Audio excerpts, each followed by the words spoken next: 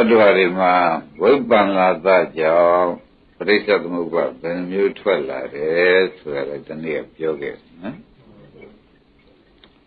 ပညာဥပ္ပန္လာသကြောင့်မာနကစတဲ့ပရိစ္ဆေသမုပ္ပါထွက်လာမာနဆိုတာလည်းတဏှာပဲမှတ်နော်တဏှာဥပါဒံကံပညာဥပ္ပန္လာသကြောင့်လည်းမာနဆိုတာတဏှာဥပါဒံကံဇာတိဒီဘက်ကြည့်လဲလေပေါ့နေသပညာသာလှုပ်လိုက်လို့ရှိရင်မာနလာတာပဲသူယုံကံကနာရောက်နေတဲ့အမှုတွေဟာနေသပညာကလာတာလို့မှတ်ကြယုံကံကနာရောက်နေတဲ့အမှုတွေဘယ်နဲ့ဆိုနေသပညာကနော်ဒါဖြစ်ဒါအမြဲနေမှာအမြဲသုံးဆောင်ရမှာဒါကြောင့်ထိမခံနိုင်ဘူးဆိုတော့ဒါဘာဆိုကြနေသပညာကလာဘာကျေစုပြုမာနနေသပညာကမာနကျေစုပြုသောကြောင့်မာနဆိုတာဒိဋ္ဌိနဲ့မရှင်တဲ့မာနဖြစ်လေသောကြောင့်လောဘပါပဲဆိုတော့လောဘဆိုတော့မာနနဲ့ရှင်တဲ့လောဘဖြစ်လေသောကြောင့်တဏှာပဲယူလိုက်တော့ကိုတဲ့တဏှာဥပါဒံကံဘက်ကိုလှည့်တယ်ဆိုတော့ပရိစ္ဆေသမုပ္ပါနေသပညာကြောင့်လည်းမာနပရိစ္ဆေသမုပ္ပါတရားဓမ္မတွေမှာဖြစ်စေတယ်ဆိုလို့ဆိုပေါ်လာတခါသုဘပညာကြောင့်လည်းတဏှာလာပြန်ဘုရုဖြစ်ဖြစ်တင်းနေတဲ့ဆင်လို့ရှိရင်ဝယ်ခြင်းနဲ့ရခြင်းနဲ့ရှင်းခြင်းနဲ့ခင်းခြင်းနဲ့သုဘပညာမရှိကြဘူးသုဘပညာကြောင့်တော့ခဏကမာနမလားပဲနဲ့တဏှာယူတဏှာယူလာပြန်တော့ဈေးတွေရောင်းကောင်းတာဟာကုံလှပါပြင်ထားတယ်ဆင်လေးတွေကြကြနေတာလောက်ကြတယ်အဲ့တော့ကြည့်တဲ့လူကောင်းကလှတယ်ဆိုတဲ့သဘောနဲ့ပဲတဏှာဥပါဒံဖြစ်လို့ကာယကံမရှိကံနဲ့ဝယ်သွားဒါကသုဘပညာကလာတဲ့ပရိစ္ဆေသမုပ္ပါလို့မှတ်ပါဒီကုံမာလှပါပြင်ကြတာတွေဟာသုဘတင်းတယ်တင်းတယ်အောင်လုပ်ထားတဲ့ခါကျတော့ဟောတဏှာသမားတွေကဥပ္ပန်ဝယ်သွားတဏှာဥပါဒံဒီကုံလေးတော့ရရင်လည်းတကယ်လို့ချင်းချင်းပဲဥပါဒံဖြစ်လာကာယကံဝစီကံနဲ့မေးပြီးကြတယ်ဝစီကံနဲ့မေးကာယကံနဲ့ဝယ်သွားတပည့်တညာကလာအဲ့တော့ဒေတွေရောင်းကုန်တယ်အဆင်းအမျိုးမျိုးပုံသဏ္ဍာန်မျိုးမျိုးဆိုတာသုဘပညာကဒါတော့လောကကြီးထဲမှာယုံကံကနာရောက်တာကနေသပညာဈေးတွေရောင်းကောင်းတာသုဘပညာနော်တခါတော့အောင်တဲ့အတ္တပညာကြောင့်တော့ဒိဋ္ဌိလာအတ္တပညာကြောင့်ဒိဋ္ဌိလာတယ်လို့မှတ်ထားကြပါတဲ့ဒိဋ္ဌိလာတော့ဘာဖြစ်သလဲလို့မေးတဲ့အခါကျတော့ရှင်အတ္တပညာကဥမာမှာတောင်မြို့မှာထဲလေးလုပ်ကြခိုင်တဲ့ထဲလုပ်လိုက်ခိုင်တဲ့ထဲလုပ်လိုက်တော့ဘယ်ပုဂ္ဂိုလ်တွေလဲဟိုထဲညံနေသေးတယ်ခိုင်နေခိုင်မှသာလဲကိုအမြဲဝတ်ရဒီလိုလားအမြဲဝတ်ရမယ်ဆိုတော့အမြဲဆိုတာကအတ္တအဲ့ဒီကြတော့သူဘာဖြစ်ပြန်လုံးလို့မဲတဲ့အခါကျတော့အတ္တဒိဋ္ဌိကဒီအငါနဲ့သူဆင်းရဲတဲ့သိတ်တော်တယ်ဆင်းရဲတဲ့အထည်တစ်ခုကိုအလုံး6လရှင်းတစ်နှစ်ဆိုသလိုဝဲရမှာဆိုတော့ခိုင်မြဲတဲ့ဘက်သူသွားအတ္တပညာခိုင်မြဲတဲ့ဘက်သွားပြန်တော့ဒိဋ္ဌိပါဒံဒိဋ္ဌိအုပ်ချုပ်တဲ့ကံတွေလာပြန်တော့ပရိစ္ဆေသမုပ္ပါဆက်မသွားဘူးအဲ့တော့ဘုန်းကြီးတွေကဓမ္မတွေစဉ်းစားရမယ်ဒီပညာတွေကနေသပညာကလည်းမာနပရိစ္ဆေသမုပ္ပါသုဘပညာကတဏှာပရိစ္ဆေသမုပ္ပါအတ္တပညာကဒိဋ္ဌိပရိစ္ဆေသမုပ္ပါ ဆိုတော့ဒါသံဃာချဲ့တယ်ချဲ့ဆိုတော့ပညာကစချဲ့တယ်လို့မှတ်လိုက်ဘယ်လိုမှတ်ကြသုဘသညာကမာနပရိစ္ဆသမုပ္ပါကိုဖြစ်စေရှင်းနိစ္စသညာကမာနပရိစ္ဆသမုပ္ပါကိုချဲ့ထွန်းသွားတယ်သုဘသညာကတဏှာပရိစ္ဆသမုပ္ပါကိုချဲ့ထွန်းသွားတယ်လို့မှတ်ပါအတ္တသညာကဒိဋ္ဌိပရိစ္ဆသမုပ္ပါကိုချဲ့ထွန်းသွားတယ်လို့မှတ်လိုက်တော့ဒီသညာတွေမပြုတ်ပြီနိဗ္ဗာန်မရနိုင်ပါလားဆိုတော့မောင်တက်တူတန်ကိုပေါ်သွားမှန်ပါဗျာဒီသညာတွေမဖြုတ်နိဗ္ဗာန်မရနိုင်ပါဘူးဘာကြောင့်တုံးဆိုတော့ပပင်စခြေစီပြုလို့ရှင်းညဘာခြေစီပြုပပင်စဆိုတာဘာတော့လို့ပြောတော့သံဃာရဒုက္ခံပပင်စင်တိဝိထာရင်တိပပင်စသံဃာရဒုက္ခံသံဃာနဲ့ဖြစ်တဲ့ပြိရိနေပြီးဥပိနာပြီးဒေဝိတို့ပပင်စင်တိဝိထာရင်တိချဲရကုန်ဒီတော့မှထို့ကြောင့်ပပင်စလို့မြည်ကုန်၏ဆိုတော့ဒီမာနပရိစ္ဆသမုပ္ပါလည်းချဲ့သွားဘုရားဘဝတွေမကူးလားတဏှာပရိစ္ဆသမုပ္ပါကကူးလားဒိဋ္ဌိပရိစ္ဆသမုပ္ပါကကူးတာကြီးပဲဩဒါကြောင့်ဘုရားသခင်ကိုရမကြီးကတဏှာမာနဒိဋ္ဌိကိုသံဃာချဲ့ရတဲ့နေရာခေါင်းဆောင်ကြီးဖြစ်ပြီးကြလားနေပြန်သောကြောင့်ဘုန်းကြီးတွေကဓမ္မတွေကိုဘုရားကပပင်စတရားဟေလို့ဆိုင်ဆွဲပေးတာဆွဲတဲ့ဒါဖြင့်ခင်ဗျားတို့နိစ္စတင်ညာကိုဖြောက်ချင်လို့ရှိရင်နှလုံးသွင်းမှန်တဲ့အနိစ္စမြင်ဖို့အရေးကြီးအနိစ္စမြင်ရင်မာနတံ္ဍရာချုပ်တာဘောကြသုဘတင်ညာဆိုတင်းတယ်လို့ထင်တာကိုခင်ဗျားတို့ကနိစ္စပဲရှုအတုပပဲရှုကျင်တာရှုပါရှုလိုက်လို့ရှိရင်တဏှာတံ္ဍရာဝန်းလုံးကျဆိုလိုပဲလွတ်သွားတယ်ဒိဋ္ဌိသံဃာဆိုတာကအတ္တတင်ညာအဲ့ဒီအတ္တတင်ညာကလာပြီးသုမဖြင့်လေဒိဋ္ဌိသံဃာကြီးပဲလေးပါပို့လိုက်တယ်ပဲလေးပါပို့လိုက်တဲ့အခါကျလို့ရှိရင်လေအတ္တတင်ညာကနေပြီးဒိဋ္ဌိကျေစုပြုလိုက်တယ်ဒိဋ္ဌိပပင်စကိုကျေစုပြုလိုက်တယ်ဆိုတော့ဘယ်လိုဆရာရှိသေးဒါဖြင့်ဒီသင်ညာတွေမပယ်ဘဲနဲ့ခမရတို့အာကိုနေတဲ့ဒါနလေးအာကိုလိုက်သီလလေးအာကိုလိုက်သမထလေးအာကိုလိုက်သင်ညာကမဖြုံမဖြုံနိုင်ဘူးအဲ့တော့သူ့လောက်အောင်ဘဝတွေလည်းကျေးဇူးပြုမှာပဲဘဝတွေကဒီလိုဆရာကောင်းသမားကောင်းနဲ့တွေ့ဖို့သူအားပေး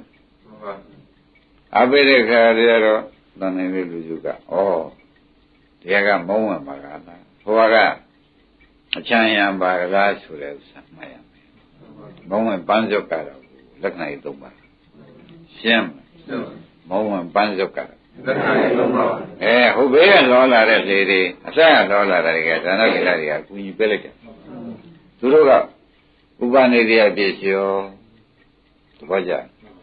ဝိပဿနာကမဂ္ဂပြည့်စုံဒါလေးတစ်ခုခွဲကြဖို့ကမှတ်ပါသူတို့ကဥပနိဒေယပြည့်စုံလို့ဒါနသီလကနဲ့မဲ့ဖို့ကျေးဇူးပြုတာကဥပနိဒေယပြည့်စုံ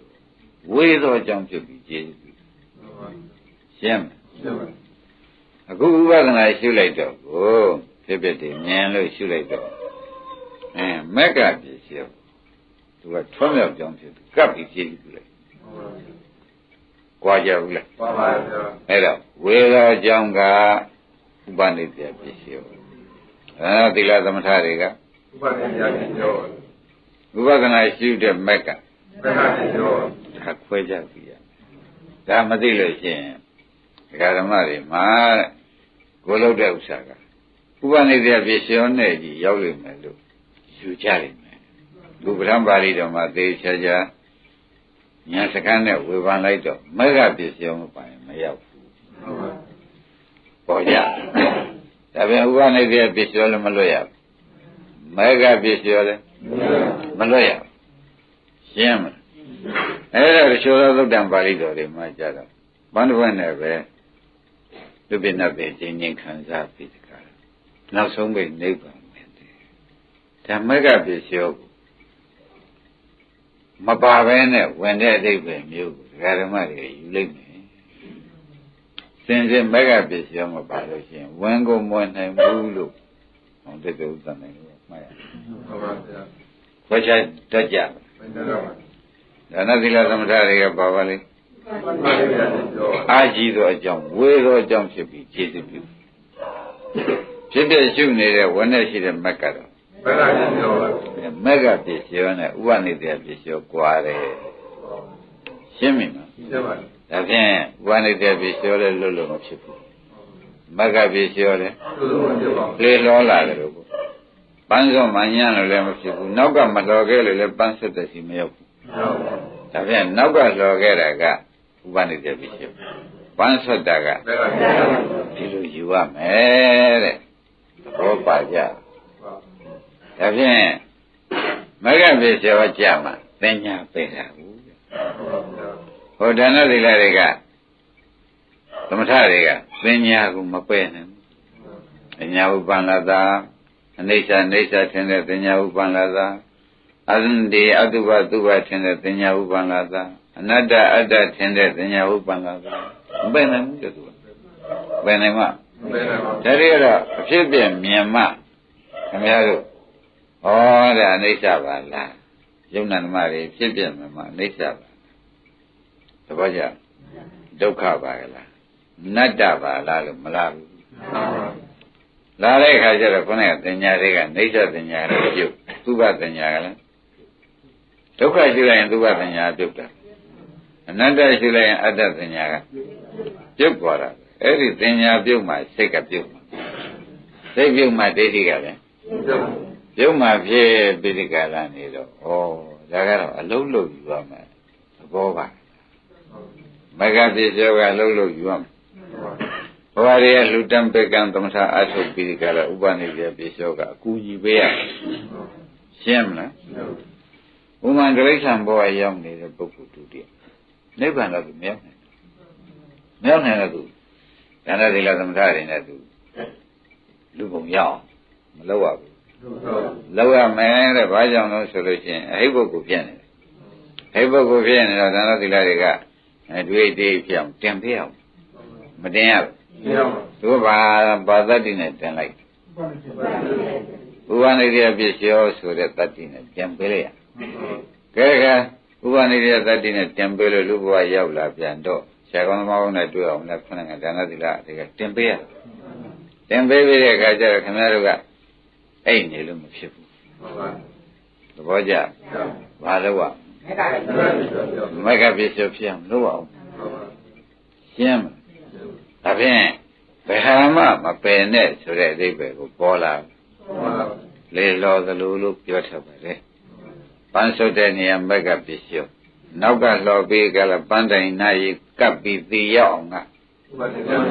ပနိဒေပစ္စယောဒီနှစ်ပစ္စည်းကိုနားမလဲလို့ရှိရင်အယူဖောက်ကုန်ဖောက်ပြီအဲ့ဒါဆရာသမားကအကြောင်းကျိုးဆက်တာတွေကလည်းမနိုင်တဲ့တရားမျိုးကိုဒကာဓမ္မတွေကသူများပါးစပ်လမ်းဆုံးနေပြန်တော့လေအတော်ကြောက်ရကောင်းအတော်ကြောက်ရကောင်းဥပနိဒေပစ္စယောကိုပဲတချို့ကမဂ္ဂပစ္စယောလောက်တာအာသူနဲ့ပဲရောက်နေတယ်ဆိုတော့အဲ့ဒါကလည်းချိုးရင်းချက်တစ်ခုရှိတယ်မဂ္ဂပစ္စယောကြီးတက်တက်ရောက်နိုင်ပါလေလို့ယူလိုက်ပြန်တော့လေဟိုတိရစ္ဆာန်တွေတက်ဖွယ်ရတာမရှိတော့ရှိနိုင်နေရဲ့မရှိနိုင်တော့လေဥပနိဒေရလည်းကူရမဂ္ဂရောမကူရင်တော့မရဘူး။ဒါရင်ဒါဖြင့်ကလူဘဝ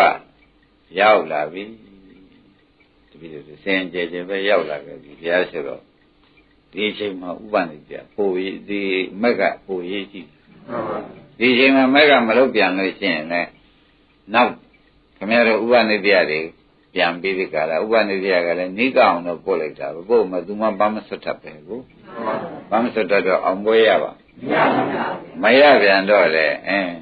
ခင်ဗျားတို့ချွေးင်းချက်ကြောင့်သံဃာထဲမှာ လဲသွားအဲ့တော့ဒီလိုယူတဲ့ဒါနသီလသမထကသံဃာလဲတာမဟုတ်ကူးဆက်နားမလဲနားလည်ကြဗလားဒါနသီလကသံဃာရှိတယ်ကိုယ်အကူးဆက်နားမလဲတာအဲ့ဒါနားမလဲတာကိုပင်လေအလုံးစုံပုဂ္ဂိုလ်တို့မရှင်းမဖြစ်မရှင်းတော့တခါတည်းတစိုးထိုးမကပစ္စယောသာလည်းအရေးကြီးတယ်ဘုရားနေတဲ့ပစ္စယောရေးမကြည့်ဘူးဆိုတော့ဘုရားနေတဲ့ပစ္စယောရေးကြည့်ပါတော့ဟောတဲ့ဒီဆရာတော်သမားကောင်းနဲ့တွေ့ဖို့ဒုဟိကနေပြီးတိဟိဖြစ်ဖို့ဘုရားနေတဲ့တင်မပေးလို့ရှိရင်ခင်ဗျားတို့မကပစ္စယောကဝင်လို့ကိုမရရပါမရတော့ဟိုအလုံးကဓမ္မတွေကဒါနသီလကိုလည်းမပယ်ပါနဲ့ဥပမက္ခပစ္စယောကိုလည်းဥပနိဒေယလည်းမပယ်နဲ့မက္ခကိုလည်းမလျှော့နဲ့ရှင်းမလားဥပနိဒေယလည်းမလျှော့ရဘူးမက္ခလည်းမက္ခလည်းမပယ်အောင်လုပ်အောင်ရှင်းမလားဒီလိုမလုပ်လို့ရှင်းဖြင့်ဒါချို့တရားမဟုတ်တတ်ပြီဆိုမှဖြင့်ဥဒ္ဒနေတစ်ဖက်ဆုံးသွားသွားဘူးဒါကအထမ်းနားမလဲလို့ဖြစ်ရရှင်းဘာနာမလဲအထမ်းနာမလဲလို့တဲ့ဘုရားခင်ကဒါနဥပနိသယသတ္တံဥပနိသဒါနံတိသီလံသမာဓိတိသံဃံဥပဒိတိမေဃံဥပဒိတိတောင်ဟောတယ်တို့ကလည်းသူကမေဃံဥပဒိတိဆိုတော့မဲ့ဖြစ်စေတယ်ဆိုတော့ကိုယ်ကဖြစ်စေမှဖြစ်တယ်ကိုယ်ကဖြစ်စေတာမဟုတ်ဘူးသဘောကျကိုယ်ကအထုတ်ယူအောင်ကိုယ်ကဒါနကမဲ့ကိုဖြစ်စေတာမဟုတ်ကိုယ်အထုတ်မှုကမက်ကိုဖြစ်စေဟုတ်ပါဘူး။ကဲတော့ဘယ်နဲ့ကြောင့်မက်ကိုအထုတ်နိုင်ပါလိမ့်မလို့။အိုးကျုပ်ကလူဘဝရလာလို့နတ်ဘဝရလာလို့ဒါမှမရသေးတဲ့ပုဂ္ဂိုလ်ဥပနိဒေယရေးမကြည့်ဘူး။ကြည့်ရပြီးတဲ့ပုဂ္ဂိုလ်မှာဘာရေးကြည့်မက်ကဖြစ်စေရေးကြည့်တယ်ဆိုတော့ဩဒါတွေဘုရားခင်ကိုယ်တော်ကြီးအသုံးမကျလို့ဒီဟာတွေကိုအကျိုးကြောင့်ဒီလိုဆက်ပြီးမယူလို့ရှိရင်ဘာမှဥပနိဒေယလည်းဟောဖို့မလိုဘူးမက်ကတော့မက်ကလည်းဟောဖို့မလိုတော့ခုပေါ်ကြကောင်းပြီဒါဖြင့်မက်ခင်မပါဘဲနဲ့လေနိဗ္ဗာန်ကိုမရောက်နိုင်ဘူးမက်ခင်ပြောင်းကျေးဇူးပြုတဲ့တရားနဲ့မဆက်သွယ်မိလို့ရှိရင်မက်ခင်တော့မသိနိုင်ဘူးပေါ်ကြဒါဘာရေးကြည့်တော့ဆိုဘယ်နဲ့ပြောကြဥပနိဒေယလည်းရေးကြည့်ဥပနိဒေယနဲ့အိတ်နေရင်လည်းမဖြစ်ဘူးဥပနိဒေယဘာကူရမက်ကပစ္စယောကူရမယ်ဆိုတော့သဘောကျအဲ့တော့ဥပနိဒေယကပညာပယ်သလားတခါဒီမှာစစ်တမ်းထုတ်မက်ကပစ္စယောကပညာခေါင်းကပရိစ္ဆေသမုပ္ပါ၃မျိုးပယ်သလားလို့တခါစဉ်းစားကြည့်မက်ကပစ္စယောပါပြောတာဒါသူမပါတယ်ရှင်းမလားဒါအမှန်သဘောပါတယ်ဆိုတာကိုပတ်ကြရမယ်မှန်ပါဗျာတစွတ်တို့တကြောင်းတိုက်တခါလေတချို့ဆရာသမားကလည်းတစွတ်တို့တကြောင်းတိုက်ဟောထားတော့ဥပ္ပန်နေသွားတောင်းဆရာမကြောက်ရတယ်ဆိုတာရှင်းမလားဆရာမသည်ကြောက်ရမယ်ဆိုတော့ဆရာဒီကိုကတော့မသိလို့ဆရာနိခတ်မှာအမှန်နဲ့တွေ့မယ်ဆိုဥပ္ပန်နေလုံးလုံးမဟုတ်ဘူးကွာမတော်ဘူးလေအမှန်တန်ရောက်เสียကောင်းပါလေဆိုတော့ပေါ်ပါလားတောင်းပြီဒါဖြင့်မနေ့ကနာသသေကြီးဆက်ကြသူအများတော်ဝိပဿနာသားတွေဘယ်ကလာတယ်ဆိုတော့ဥစ္စာနာသသေကြီးဘုရားလျှောက်ပုံတွေကိုပြောကြပါစို့ဒါသသေကြီးဒီနေ့၃တော့ကြောင်းရောက်ဒီနေ့ကနေ့ကျတော့နေ့လေထွက်လာတဲ့အချိန်စောနေတဲ့ဒိဋ္ဌိတွေစုဝင်လိုက်ပါလေဒိဋ္ဌိကြောင့်လည်းကြတော့ဘုရားနာမရှိနေဝင်လိုက်တော့နာမည်သေကြီးလာတဲ့သုပိကလာဝိုင်းပြီးကလာမေးကြဘောရမဘုရားယူခမည်းကတော့တခါရင်လည်းဖြစ်တဲ့ဘောရမဘုရားပဲယူကြတော့ကျုပ်တော့မေးလိုက်ဘောရမဘုရားယူတော့တပည့်တော်မသိဘူးဗျာသူကဉာဏ်ကြီးတဲ့ပုဂ္ဂိုလ်ဖြစ်နေတော့ဘယ်ဟာကိုယူတယ်လို့တပည့်တော်သူ့ယူကိုတော့တပည့်တော်ကသဗ္ဗိဒဉာဏ်နေရာမှာပုရုဇဉ်သောတပန်ဉာဏ်လောက်ငွေနှောက်လို့သိပါမသိနိုင်လို့ဘုရားယူတော့တပည့်တော်မသိဘူးဗျာ သဘောကျသဗ္ဗညုတညာနေရာကိုသောတပန်ညာလေးနဲ့ဘုရားပါဠိပါလို့ပြောလို့ခက်ရရနိုင်မှာမရနိုင်တော့ဘုရားပဲယူတယ်တော့တပည့်တော်မပြောနိုင်ဘူးခင်ဗျာကဲရှိပါပြီဗျာဘုရားရှိမှနေတဲ့သူရန်ခံထားတဲ့သူတပည့်သားမျိုးတွေအယူခင်ဗျာပြောရမယ်ဖတ်တယ်လည်းမပြောနိုင်ဘူးဗျာသူတို့ကံသူတို့ညာတွေကအမျိုးမျိုးရှိတယ်ဒါပြန်ရှိပါစီဗျာခင်ဗျာယူပြောကတ်တော့တာပဲခင်ဗျာယူပြောပါတပည့်တော်ယူပြောဖို့တော့ဝန်လေးပါဘူးတဲ့တပည့်တော်ယူပြောဖို့တော့ဝန်လေးစရာအကြောင်းမရှိပါဘူးသို့တော့အရှင်တို့ကပြောပြီးလို့ရှင်တော့ပြောပါဆိုတော့ယုံနာကိုတို့ကမြဲတယ်လို့ယူတယ်တဲ့ဒိဋ္ဌိပြောကျုပ်ယူတာပြီးတော့ယုံနာမြဲတယ်ယူတယ်ကျုပ်ယူတာမှန်တယ်လို့ကျုပ်စိတ်ထဲမှာသုံးနေချတယ်ဒါဒိဋ္ဌိတရားတရားကဒိဋ္ဌိကတော့ကျုပ်ယူယုံနာနေမမြဲဘူးလို့ကျုပ်ကယူလိုက်တယ်သူကလည်းယူတာကိုမမြဲတာလားမှန်းနေတာဥစ္စေတာပဲသွားနေတာရှင်းမလားကျုပ်တွေကယုံနာမြဲကြီးတယ်မြဲကြီးတယ်ယူတယ်တချို့တွေကလည်းအသက်နဲ့ကိုအတူတူပဲလို့ယူကြတယ်အသက်နဲ့ကိုအတူတူပဲလို့ဆိုတဲ့ဥစ္စာလေးဟာတော်တော်ရေးကြည့်ပါလေတချို့တွေကဓမ္မတွေမှာစိတ်ဆိုးတဲ့အခါကျတော့အသက်နဲ့ကိုနဲ့ကွဲချင်မလားလို့မေးတယ်ရှိတယ်ဒီကမရှိဘူးလားအသက်နဲ့ခန္ဓာနဲ့ဥစ္စာကွဲချင်သလားကွာဒေါသလည်းပြောကြပြောပါသူပါထင်ဆုံးလို့ဆိုလို့ရှိရင်ဖြင့်တဲ့ဧကိစ္စရသဒ္ဒရာဒိဋ္ဌိသူကတပိုင်းဒိဋ္ဌိယူတာမရှိဘူးလားအဲဒီလိုယူတွေကလည်းရှိပြီးတာဘုရားဘာသာထဲမှာကိုဒီပြောဒီထင်တွေကမရှိဘူးလားမရှိလို့ရှိရင်ဒါကြောင့်ဒီဟာလည်းအပါပဲလို့မှတ်ပါတန်စီဝန်တန်တရိယဒါသက်နဲ့ကိုအတူတူပဲလို့ယူလိုက်ပြန်တော့လေသက်တည်ရင်ကိုတည်တယ်ဆိုတော့ဥစ္စေတတိပဲပေါ်တယ်ဒါလည်းလွဲတာပဲနော်ဘတ်တော်သေးသေးချမ်းမဲ့၌သူတို့ကဖြစ်တယ်လို့ယူလိုက်တယ်ဒိဋ္ဌိတယောက်ဘတ်တော်မှမရှိတာသူကသေရင်ဖြစ်သေးတယ်ဆိုတော့သူကလည်းဒိဋ္ဌိပဲသတ္တရဒိဋ္ဌိပဲနော်ဘတ်တော်သေရင်မဖြစ်တော့ဘူးလို့သူယူလိုက်တယ်သူကလည်းဥစ္စေတဒိဋ္ဌိပဲရှင်းမလားဘတ်တော်သေရင်အချို့ဖြစ်တယ်အချို့မဖြစ်ဘူးလို့ကျွတ်တော့ယူတယ်ဒီလိုယူတဲ့ဒိဋ္ဌိရတယ်ရှိသေးတယ်အဲ့ဒါကတပိုင်းရံဒိဋ္ဌိလို့ခေါ်တယ်ဘတ်တော်သေရင်မဖြစ်သည်မဟုတ်ဖြစ်တယ်လို့ဖြစ်တယ်အောင်ရှိတယ်လို့ယူတယ်ဆိုတာကတော့အမရာဝိခေပဒိဋ္ဌိလို့ခေါ်တယ်အမရာဝိခေပဒိဋ္ဌိတော့ယနေ့ညရှင်းပြပါမယ်ဘယ်လိုရှင်းရမလဲလို့ပြောအမရာဝိခေပဒိဋ္ဌိဆိုတာကဥမာဘုဒ္ဓနိုင်ငံရှိကိုယ်ကမပိုင်ကိုယ်ကဒီဒိဋ္ဌိဉာဏ်စကားနဲ့မပိုင်ဘူးဆိုကြပါမပိုင်တော့ကိန်းတွေပြောလိုက်ရင်မှားမှာဆိုကိန်းတွေပြောလိုက်မှားမှာဆိုမပြောဘဲနေတော့လည်းမကောင်းဘူးကိန်းတွေပြောလိုက်ပြန်တယ်သူကဉာဏ်ကမပိုင်မပြောဘဲနေပြန်တော့မကောင်းအဲ့ဒါကြောင့်သူအမရာဝိသုဘဒိဋ္ဌိဆိုတာကတော့အသတေမဖြစ်သည်မဟုတ်ဖြစ်တယ်မဖြစ်သည်မဟုတ်ဘူးလို့မဖြစ်သည်မဟုတ်ဘူးလို့လည်းသူမြည်ဘူးဖြစ်တယ်လို့လည်းသူမြည်ဘူးဒါသူဖမ်းရတာမခက်ဘူးလေမဖြစ်သည်မဟုတ်လို့လည်း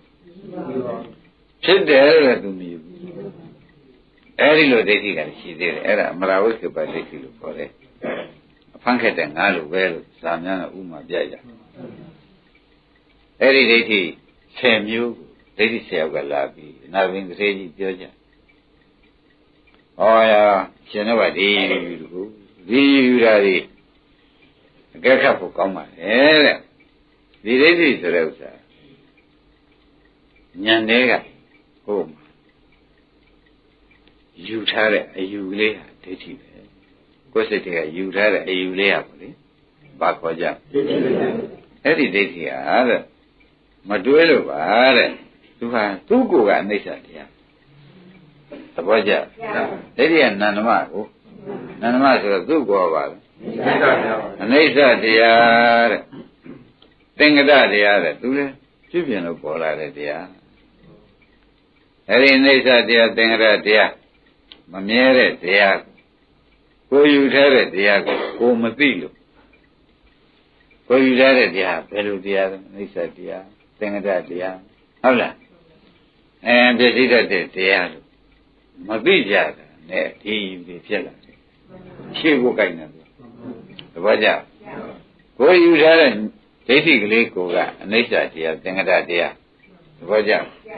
ဟောက်ပြန်ပြည့်စည်တတ်တဲ့တရားအဲ့ဒါမသိတာနဲ့အရှင်တို့ယူပါတဲ့နှလုံးသွင်းမှားပြီးတရားနာကလည်းလွဲနေတော့နှလုံးသွင်းမှားမှုတရားနာမှုကြောင့်တရားနာမှားမှုကြောင့်နှလုံးသွင်းလွဲပြီးတရားနာမှားမှုကြောင့်ဒီကိုယူထားတဲ့အနိစ္စကိုယ်ကံပေါ်လာတဲ့မှားလေးဒီပြန်နေ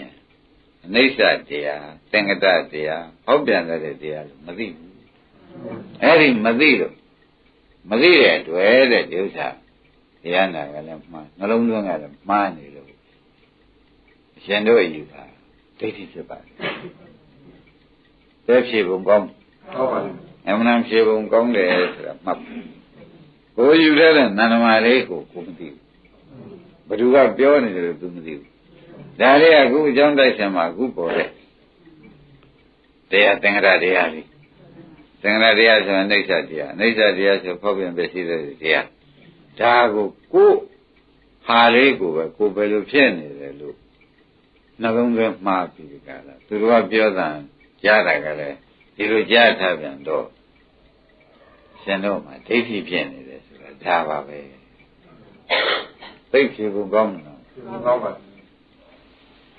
ရှင်းညဖြေဖို့သိကောင်းပါတယ်တဲ့ရှင်တို့မှာတဲ့ကိုယူထားတဲ့အယူဆိုတဲ့နန္ဒမာလေးကိုအိဋ္ဌတရားသင်္ကတတရားဖောက်ပြန်တတ်တဲ့ဒုက္ခသစ္စာတရားလို့ခုဟာလေးကိုမှကိုမသိတော့ဘူးနှလုံးသွင်းကမှားနေပြီသဘောကျဒီထဲမှာဆရာမှားတဲ့တခါတွေ့တော့ဒါဒိဋ္ဌိဖြစ်ရတာပဲဒါဖြင့်ဘုရားနာတဲ့ဓမ္မတွေနှလုံးသွင်းမှားတဲ့ဆရာမှားအကြောက်ဆရာကောင်းလို့ဘာကြောက်ဆရာနှလုံးသွင်းမှားတဲ့ဆရာမှားအကြောက်ဆရာကောင်းလို့အာယောနိသောမနတိကာရနဲ့ပရာတောဂောသလို့ဆိုလိုက်တယ်စာလို့သုံးတော့အာယောနိသောမနတိကာရဆိုတာနှလုံးသွင်းမှားပရာတောဂောသဆိုတာသူတို့ကအတန်နဲ့ကိုနာတဲ့ကြားပြီးဒီကာရကိုမှမှားဖြစ်ရှင်းမလား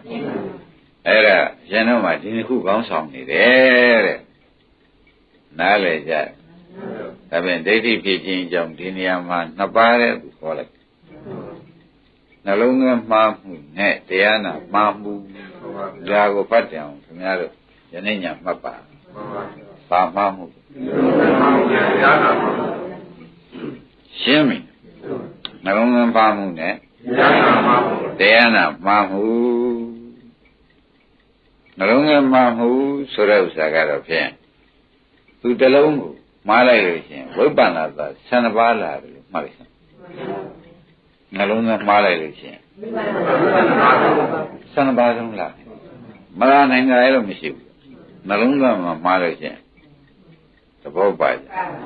အဲ့ဒါဒီဓမ္မတွေပဲကဲနှလုံးသွင်းမှားလို့ခင်ဗျားတို့ဓာန်တဲ့နေတာခင်ဗျားတို့အတွက်ပဲပြန်စဉ်းစားပါခင်ဗျားတို့များသောဖြင့်အိမ်တောင်ကြတဲ့ပုဂ္ဂိုလ်တွေဖြစ်ကြနော်အိမ်တောင်ဘာဖြစ်လို့ကြတော့လို့မေးလို့ရှိရင်အဲ့ဒီအစားပြီးမှသိဖြစ်ထွက်လာအိမ်တောင်ဘာဖြစ်လို့ကြတော့မေးလို့ရှိရင်နှလုံးသွင်းမှားကြယောက်ျားမိန်းမရှိမှတော်မှာနှလုံးသွင်းမှားမှာယောက်ျားလည်းယောက်ျားရဲ့နေသဒုက္ခအနတ္တကိုယောက်ျားလည်းမသိဘူးသူကိုယ်တိုင်ကအိမ်တော်ပြီးမှယောက်ျားကိုကသူကယောက်ျားသာမှတ်နေတာပဲဒုက္ခအနိစ္စဒုက္ခအနတ္တကိုသူနှလုံးသွင်းနေတယ်မသွင်းပြီးတော့ကိုယ့်ကိုယ်ယောက်ျားလုပ်ပဲယောက်ျားလုပ်တော့မိန်းမရှိမှပဲရှိတဲ့ရေဆဲတဲ့ကစင်းတဲ့ ဒါကမှခင်ရတဲ့ဆိုလုတ်ထားတယ်မပြောတတ်ဘူးဟမ်ဒါတွေပဲတက်ထားတယ်လို့မပြောတတ်တော့ဘူးမိမရှိမှတောင်းလိုက်ဆိုပြီးကြတာ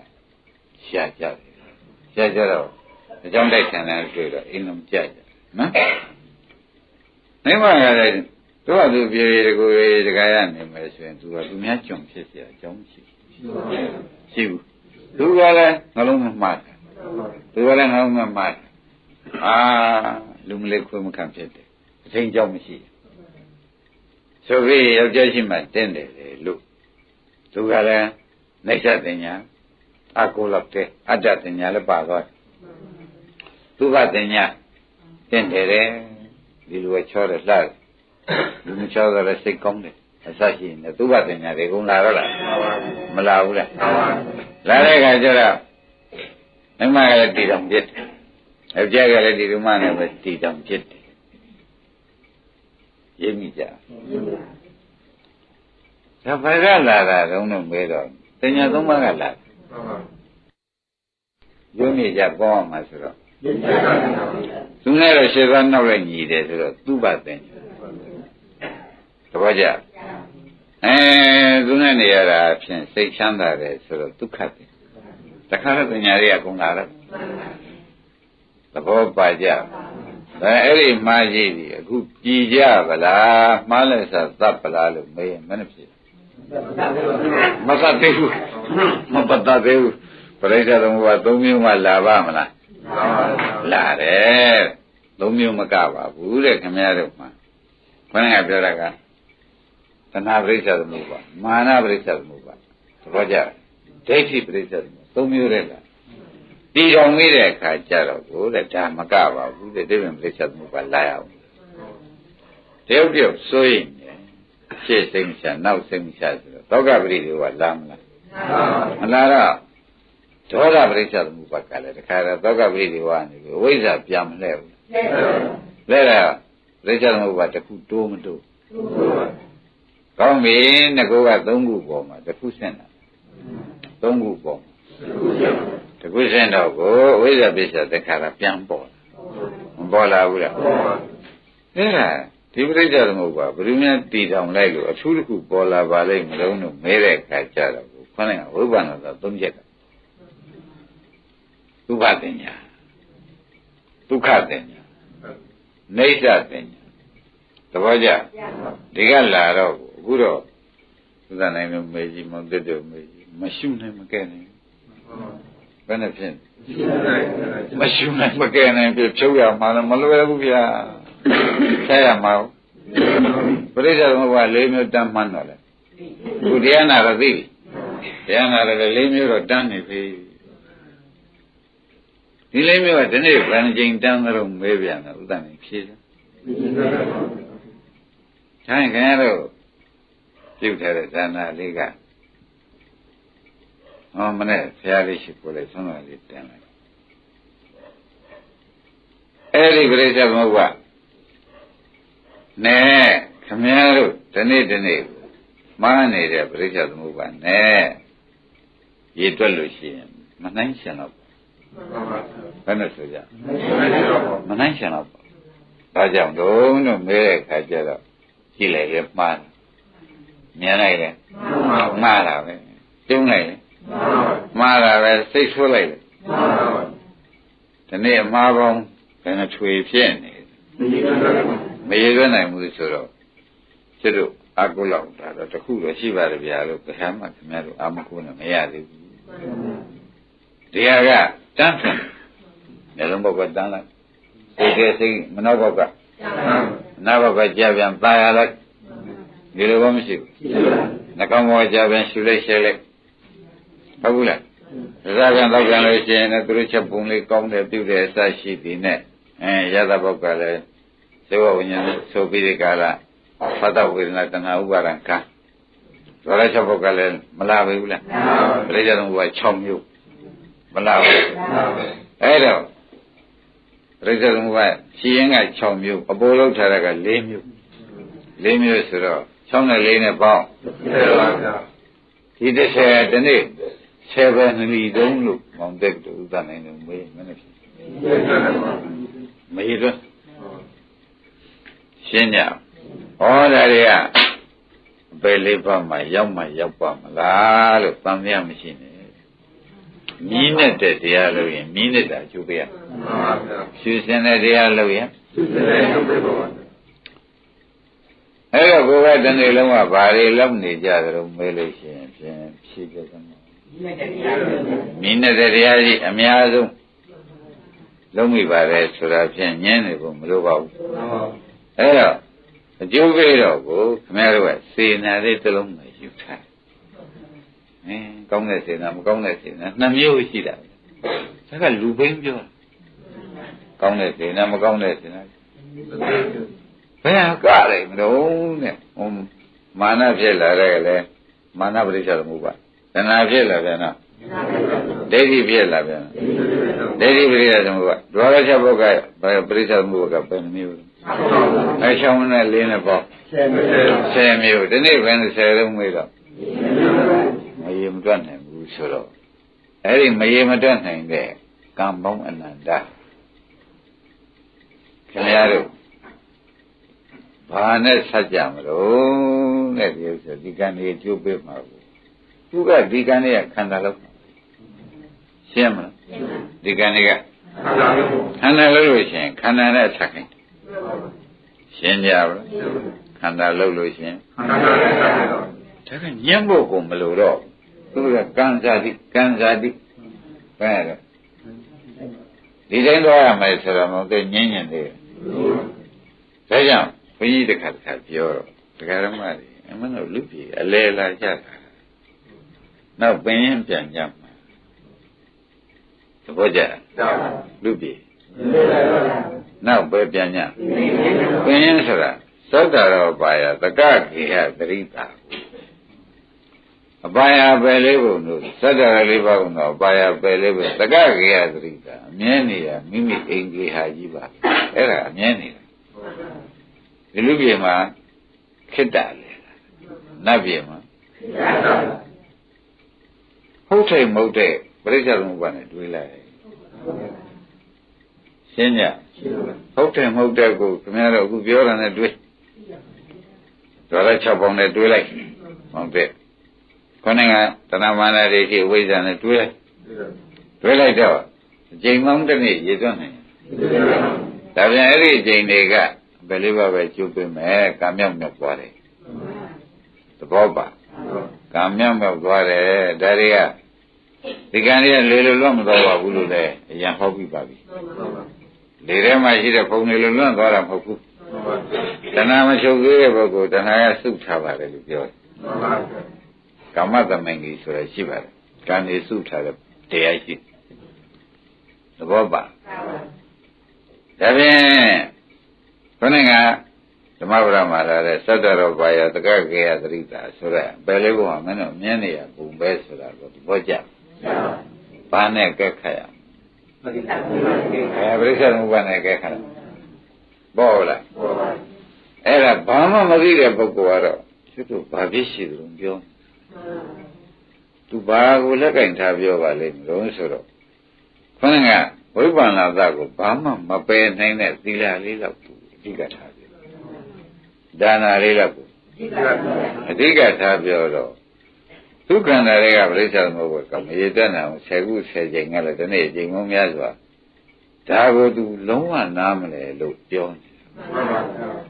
ရှင်းဘုရားနားလဲကြအဲ့ဒီတော့ခမည်းတော်မှာကျွေးများစွာရှိပြီးသားပုဂ္ဂိုလ်တွေပဲလို့ဆိုလို့ရှိရင်အပေကြဖို့ကျွေးတွေများစွာရှိပြီးသားပုဂ္ဂိုလ်တွေပဲလို့ဆွဲချက်တန်လိုက်လို့ရှိရင်ဟုတ်ပါပြီလေမှန်ပါပြီလေပဲတောင်းခံရအဲ့ဒါခင်ဗျားတို့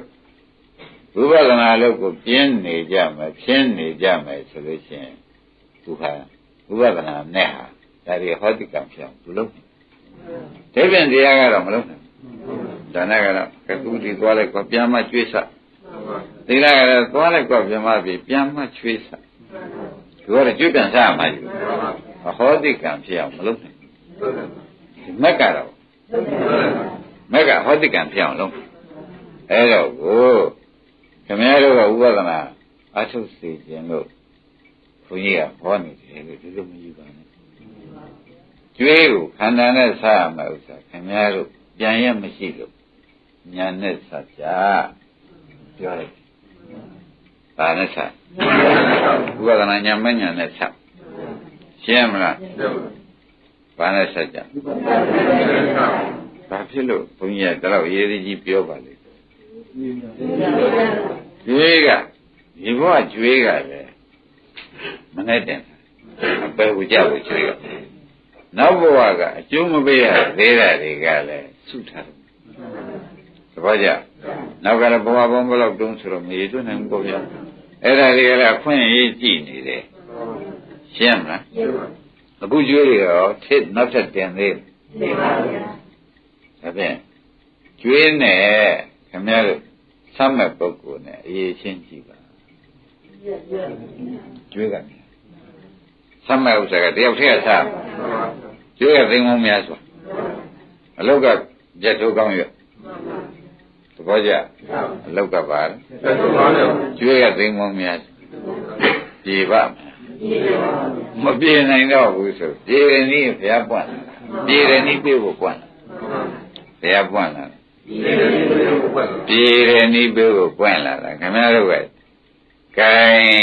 မဆက်တော့ပါဘူးဆိုလို့ရှိရင်ဘုရားကသူ့ဝါဒနာကလည်းဒီလိုရှိတာကိုဆိုပြီးပြိဋိဘံဆန်းသဘောကျဒါဖြင့်ပြေရနည်းတော့ယနေ့တွေ့ပါပြီနောက်ကပါရတဲ့ကျွေးလေပြေးနိုင်တယ်ယခုဘဝတင်းနေတဲ့ကျွေးပေါင်းအနန္တလေပြေးနိုင်တယ်ဆိုတော့ဘဝပေါင်းများစွာမဟုတ်ဆိုးလို့စားတဲ့ဝတ္ထုတွေကြည့်ဘဝပေါင်းများစွာလူသားသမိုင်းဖြစ်လာတဲ့အင်္ဂုလိမာလာတို့ကြည့်လိုက်မဲတစ်ချက်ပေါ်လိုက်တော့လေကျွေးတွေကုန်ပြေးသွားဟုတ်ပါဗျာဘယ်လေးပါသွားတဲ့ကျွေးတွေပြေးဘူးလားဒီဘဝလူသားမှုပေါင်းအနန္တတွေကောပြေးပါဗျာဟောဘယ်ပါလိမ့်နော်လက်သက်ရှာဝါဒနာမဲ့သူအဆက်ပြီးလောကုတ္တရာမဲ့ရှင်းမလားအဲဒီတော့ဘုန်းကြီးကခဏခဏပြောရတာခင်ဗျားတို့ကနာမလဲတော့ခန္ဓာနဲ့ဆက်ဖို့ဘက်ကိုခင်ဗျားတို့ကတန်းတယ်ညာနဲ့ဆက်ဖို့ဘက်ကိုဥပဒနာမလုပ်သေးတဲ့ပုဂ္ဂိုလ်မှာခန္ဓာနဲ့ဆက်ဖို့ပဲတန်းတယ်ညာနဲ့ဆက်ဖို့ဘက်ခန္ဓာနဲ့ဆက်ဆိုတော့ဘယ်တော့ပြေးမှာမပြေးနိုင်ပါဘူးခန္ဓာနဲ့ဆက်ဆိုတော့ဘယ်တော့မှမပြေးဘူးရှင်းမလားညာနဲ့ဆက်မယ်အဲ့ဒီအပန်လေးဟာအခုခမရတို့ဘုန်းကြီးနဲ့တွေ့တဲ့အချိန်ကျွေးဆန်နေသေးရ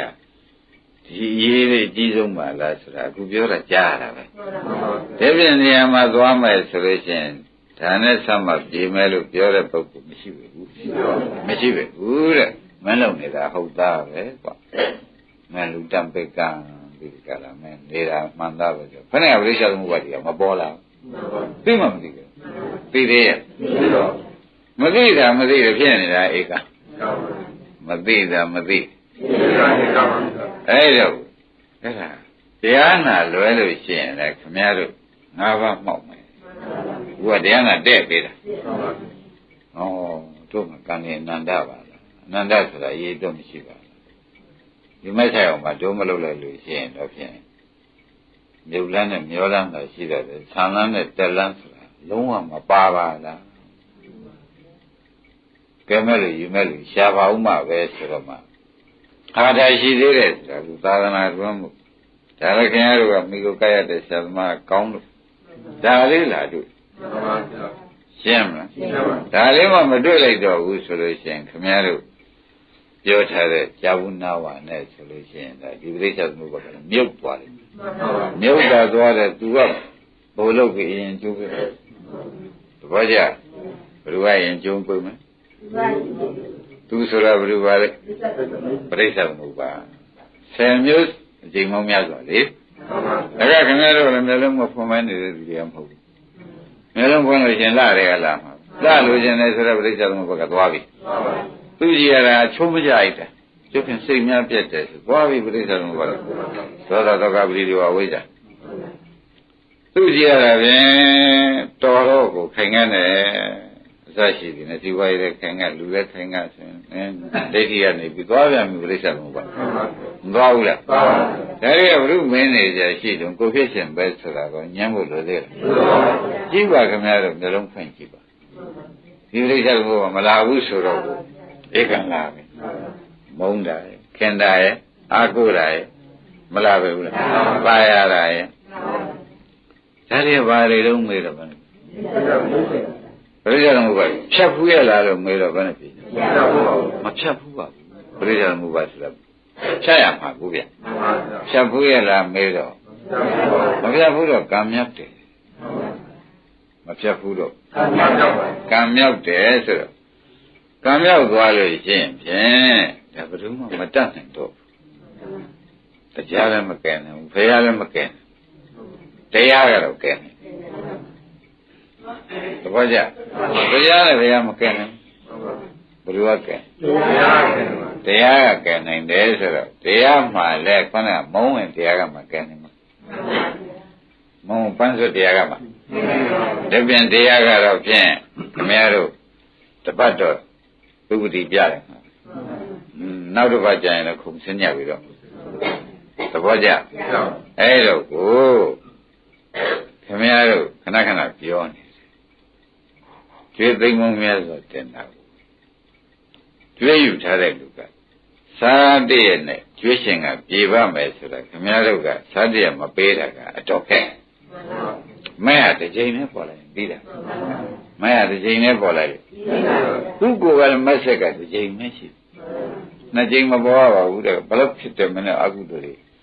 အပေတန္တရာကြီးသွားမှဥစ္စာတွေသိမ်းမုံများဆိုဆုထားပါတယ်ငါတစ်ချက်တည်းဖြတ်ဆိုတော့အကိုယ်ရင်ကိုယ်ရင်အခုသေချာသိပါလား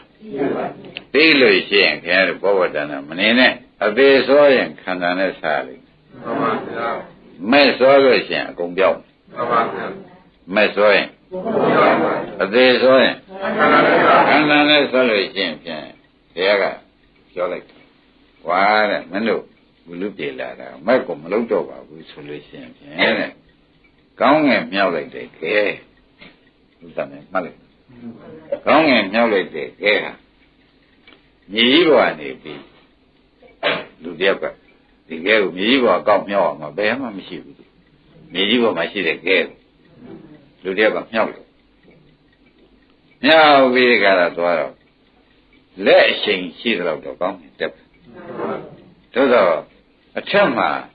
မကြခင်ဘယ်တော့ကြာခဲ့သလုံးလို့မဲလို့ရှင်းဖြင့်အထက်မှာတည်ခဲ့တဲ့ဥစ္စာဟမ်ပြောပါလားပြောပါဘယ်လိုအချိန်တတ်တာလဲခမည်းတော်ရှိတဲ့ကျွေးနဲ့ခမည်းတော်ဘုလူပြေလာပြီးဒီကလာနေတာဒီဘယ်လိုအချိန်တတ်တော့ပါကွာနောက်ဒီကအောက်ပြန်ကြအောက်ပြန်ကြတာမြေကြီးပေါ်မြင်နေမနေဘူးလားဘာဖြစ်လို့မြေကြီးပေါ်ကဲကူဘယ်မှာမြင်ဒါပြန်လူပြေလာတာကအချိန်သတ်တာလေကောင်းတဲ့အချိန်သတ်တော့ပဲကြားတယ်ငရဲမှနေရမှအသက်နဲ့တွက်လိုက်ပေါ်ရဒါပြန်ခင်ဗျားတို့အဲ့ဒါလောက်နေကြီးပေါ်ဆိုတော့ဘယ်လေးပါမှနေရမှာကိုဘယ်သူမှခင်ဗျားတို့လည်းကံမဲ့ယူမဲ့လည်းမရှိဘူးငရဲဆိုတာကရှင်သာရှင်မောက္ကလန်တစ်ခေါက်ရောက်ဘူးဒီပြင်ဆရာဆိုတာမရောက်ဘူးဘယ်နဲ့လို့ကျွတ်တန်းဝမလုံးလို့မေးဘယ်သူကတရားနာခြင်းပေးမလို့မေးဘယ်သူကကြံ့ခြင်းပေးမလို့မေးသဘောကျအဲ့ဒါခင်ဗျားတို့ဒါအသိဉာဏ်ရှိတဲ့ပုဂ္ဂိုလ်ကအမတန်ရင်းနှီးတဲ့ပုဂ္ဂိုလ်ကြီးကျယ်သွားဆိုတော့တတိကြီးပေးနေတာပဲမနဲ့မဆက်လို့ရှိရင်တော့ဖြင့်မရဘူးဘယ်နဲ့ဆုံးဖြတ်ချက်ရှာဒါနဲ့မဲ့ဟာစားတဲ့ပါပဲသိငုံများဆိုတင်တာစားတဲ့လာပေးတာနဲ့ပြေပါမယ်ဆိုတော့စားတဲ့လို့တော့လို့ဖို့တဲ့မသိဘူးလားအဲ့ဒါခင်ဗျားတို့ကဘယ်နည်းတော့မအားသေးဘယ်ကိစ္စလဲခင်ဗျားတို့ကိစ္စဖူးသေးဘူးမိရတွန်းတယ်လို့တော့မောင်းနေပါနဲ့တဲ့ပြိဿလုံးပါကိစ္စတွေမှန်ပါဗျာဘယ်လိုဆိုကြပြိဿလုံးပါကိစ္စတွေပြိဿလုံးပါကိစ္စဆိုတာကတဏှာဥပါဒံကံကိစ္စရှင်းမလားငါတို့ဒီနေ့တော့မအား နောက်တဲ့နေလည်းမအားဘယ်ချိန်မှလည်းအားတယ်လို့မရှိဘူးကိစ္စသိများနေတာဒါကြောင့်ဒီလောက်ကကောင်းမှန်းတော့သိတယ်ဒါကောင်းမှန်းတော့သိတယ်သိပင်သိများဆိုတော့ကိုမအားတဲ့အချိန်ကသိများတာခင်ဗျားတို့ချင်းကြတော့ကောင်းငိမ့်လိုက်မှာပေါ့မလိုက်ဘူးခொနည်းအသိဉာဏ်ရှိတဲ့ပုဂ္ဂိုလ်ဘုရားသခင်ကိုရမေကြီးတို့လိုဘုန်းကြီးတို့ထိုးထိုးထွန်းနေသိတဲ့ပုဂ္ဂိုလ်တွေကြတော့သူကပရိစ္ဆေသမုပ္ပါကိစ္စကိုအပေကောင်းမဲ့ကိစ္စကိုသွားရမှာမအားဘူးပြောတာဒါပဲရှိတယ်ဒီပြန်ဖြစ်မရှိဘူးဒီပြန်ပါရှိသေးတယ်ဘာမှမရှိဘူးတဲ့အဲ့ဒါကြောင့်ခင်ဗျားတို့လဲတဲ့ဆင်ကြီးဟာကိုယ်ရှိတွေကကိုယ်ထောင်ချတဲ့ဆင်ကြီးပဲကိုငှားထားတဲ့ရှင်းတွေကသဘောပါကို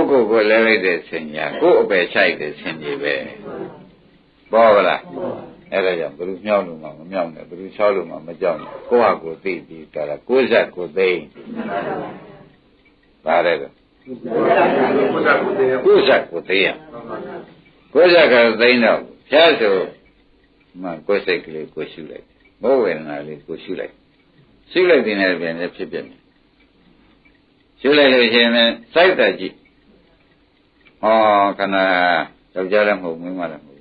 ရှင်းမှုပြတ်မှုပဲရှိပါဥရိယဝိရသာရှိပါလားရှင်းမှုပြတ်မှုသာရှိပါလားဆိုသွားတိုးတာတိုးလိုက်တဲ့အခါကျလို့ချင်းတိုးတဲ့ချိန်ကစားပြိဿမှုဘကပြတ်ပြီတိုးတဲ့ချိန်ကစားပြီနဲ့ကြောင့်ပြတ်တော့ပါလိမ့်မယ်တော့ဘုန်းတော်မဲတဲ့အခါကျတော့မှဒီတရားကအနိစ္စကိုသိနေတာတွေကမက္ကလေးလားမက္ကပြည့်ကျော်လားဖြစ်မက္ကပြည့်ကျော်လားဖြစ်တော့ကိုတခြားသောစိတ်တွေဘုံဘုံပေးသလားဒီဟာနဲ့ဒီဟာပဲဖြစ်နေရမှာလားလို့မေးတော့ဖြစ်ဖြစ်နဲ့မဲ့နဲ့သာကြိုက်နေလို့ရှင်ဆရာတော်ခဏကဘယ်ပရိစ္ဆေသမုပ္ပါမှာဘုံဘုံမပေးဘူးမက္ကရှင်းမလားမက္ကဘယ်ပရိစ္ဆေသမုပ္ပါမှာဘုံဘုံပေးဘူးဖြစ်ဖြစ်နဲ့ရှုတဲ့မဲ့နဲ့သာကြိုက်နေလို့ရှင်ဒါလောကုတ္တရာမဲ့ကိုမဟောသေးပါဘူးလောကုတ္တရာမဲ့နဲ့ပြညမှာဟောမှာပါဒါလောက်နဲ့ကိုဘုံပရိစ္ဆေသမုပ္ပါကြီးကရက်သေးဘူးလားရပါဘူးရက်တော့သူတတ်တယ်မသေးပါဒုက္ခရင်းဒီချိန်မျိုးလုံးဖွင့်လိုက်လည်းပယ်သွားတာနားကြားလိုက်လည်းပယ်သွားတာသွားဘူးလားကြားလိုက်ရင်နားခါလိုက်တယ်ဆိုသွားပြီးတော့ဒေါသဒုက္ခပရိဒီဝဝိဇ္ဇသင်္ခါရဟုတ်ဘူးလားကြားရတော့သိနဝင်ချိုတာပဲဆိုတဏှာဥပါဒံကံမသွားသေးဘူးလားအဲ့တော့ခင်ဗျားတို့ဘုန်းကြီးတရားနာရလွန်စရာလူစရာမရှိဘူးလို့လေဒီလိုမညံ့နဲ့ခင်ဗျားတို့ကဘာဖြစ်လို့လွန်စရာလူစရာမရှိဘူးလို့ပြောရကြတော့ဆိုတွင်းကျင်လူကြီးတဲ့ပုဂ္ဂိုလ်မို့ဒီတန်ထွက်တယ်ဟုတ်ပါဗျာသဘောကျအဲ့ဒါဒါဝိသသိရမယ်ဒါဝိသသိရမယ်ကိုကြီးကိုကြည့်ပြရဟုတ်ပါဒါဖြင့်ဒွေဆန်နေပြီးတော့ယနေ့ပေါ်သွားတယ်ဟုတ်ပါဘယ်နဲ့ကြောင့်လုံးလုံးပြီးတော့ပညာကိုလည်းသူဖြစ်နိုင်တယ်ပညာကြောင့်ဖြစ်တဲ့ပရိစ္ဆေသမုပ္ပါနိစ္စပညာကြောင့်ဖြစ်တဲ့ပရိစ္ဆေသမုပ္ပါလည်းဖြစ်တယ်နဲ့ပြတ်တာကိုခန္ဓာတော့ကြည့်လိုက်မခိုင်ဘူးဆိုတော့သိမခိုင်ဘူးဆိုတော့မက်ကတခါလဲပညာကြောင့်ဖြစ်မှာပရိစ္ဆေသမုပ္ပါဖြတ်ချတကယ်ကြောရလာတယ်လို့ယူမယ်ဆိုတော့လေခန္ဓာကြည့်လိုက်ပြန်တော့ဖြစ်ပြမြင်တဲ့အခါကျတော့ပဲသေးနေတာပဲချောတာလာတာမဟုတ်ပါဘူးဆိုတော့တဏှာပရိစ္ဆေသမုပ္ပါပြတ်ဖြစ်ပြမြင်တော့ခိုင်းတယ်ဆိုတော့ယူသေးတယ်မယူတော့ဒိဋ္ဌိပရိစ္ဆေသမုပ္ပါကဖြစ်ပြမြင်တဲ့ဖြင့်ခင်ဗျားတို့ဒီဒေါသဒုက္ခလာသေးတယ်မလာပြန်တော့ဒေါသဒုက္ခအဝိဇ္ဇာလာမဲ့သရုပ်ထပရိစ္ဆေသမုပ္ပါကောဒီဖြစ်ဖြစ်သေးမှာပဲညာကဆိုင်ပြီးမက်စစ်ကိုမလာနဲ့အောင်ဒီပြင်မျိုးလုံးဘောက်ကပရိစ္ဆေသမုပ္ပါနားဘောက်ကပရိစ္ဆေသမုပ္ပါအကုန်မရှိဘူးပရိစ္ဆေသမုပ္ပါ10မျိုးလုံးမရှိဘူးအဲ့ဒီ10မျိုးလုံးကိုသူကဖြတ်တာဟုတ်ပါဘူးရိမ့်နေဗလားဘယ်နှမျိုးဖြတ်ပါ10မျိုးလုံးဖြတ်ပါဒါဥပဒနာမဲ့ရှိသေးတယ်နော်လောကုတ္တရာမဲ့ဆိုလို့ရှိရင်ဒီတကြည့်ကြလိမ့်မယ်မှန်ပါဒီနေ့နိုင်ရနေနေလို့ဥပဒနာမဲ့ကဟောနိုင်တယ်ဒါဖြင့်အနိစ္စတစ်လုံးဒုက္ခတစ်လုံးအနတ္တတစ်လုံးသုံးလုံးရှိ냐ဆိုတော့ဖြစ်တဲ့တည်းမှာအလုံးဝင်လာတယ်ဆိုတော့လည်းမနေ့ကပြောပြီမှန်ပါနိစ္စဒုက္ခအနတ္တချုံးလိုက်တဲ့အခါကျတော့ဘာတွေ့ဒီထက်ကုန်လာဝင်မှန်ပါဘာကြောင့်ဝင်ရသလဲဆိုတော့ဖြစ်ပြကဒုက္ခသစ္စာဆိုတော့ ဒုက္ခသစ္စာဆိုတာခင်ဗျားတို့ဒီလိုမှတ်လိုက်ပါတဲ့ဒုက္ခသစ္စာတဲ့ကိုဒုက္ခသစ္စာဘုရားကဟောလိုက်တယ်ဟတ္တိပရောပမတုတ်ဆိုရရှိတယ်ဟတ္တိပရောပမတုတ်ဆိုတာဘာတော်ကြီးအများကြီးရှိတဲ့နေကခြေလေးချောင်းရှိတဲ့နေကဆင်ချီရတဲ့ကြီးတာတော့ဘယ်သူမှရှိမှာမဟုတ်ပါဘူးနော်ဆင်ချီရကြီးဆုံးပဲဆင်ချီရကြီးဆုံးနောက်ကသားကောင်တွေကဆင်ချီရအုံမိအောင်နင်းနိုင်တဲ့သားကောင်မရှိမှာမဟုတ်ဘူးဆင်ချီရတဲ့တော့သူတို့ခြေတော့ထောက်ပါဟုတ်ဘူးလားထို့လူပဲတဲ့ဖြစ်တဲ့ဒုက္ခသစ္စာတွေကိုခင်ဗျားတို့ညာလေးကမြင်နေတော့ဒုက္ခသစ္စာမြင်နေဒီပြင်တရားတွေမလို့တော့ဘူးဆင်ချီရတဲ့ဝင်လာတာပဲဒီဖြစ်ဖြစ်တလုံးနဲ့ရှုနေတာဒုက္ခသစ္စာပိုင်းမမြင်ရှင်းရမလားရှင်းပါပြီဖြစ်ဖြစ်တလုံးနဲ့မြင်အနေရှာလည်းဒီထက်ဝင်ဒုက္ခအနတ္တအတုပဒီထက်ကိုဝင်တာပဲကွာဆင်ချီရတဲ့မှာဒီပြင်သားကောင်ဝင်ရသလိုဒီဖြစ်တဲ့တလုံးကိုယ်တဏ္ဍာကိုညာနဲ့ကြည့်ပြီးကြလားဩဟုတ်ပါလားဆိုတဲ့တလုံးကြလို့ရှင်ခဏပရိစ္ဆေသမုပ္ပါဒ်တွေလည်းကုန်ပြ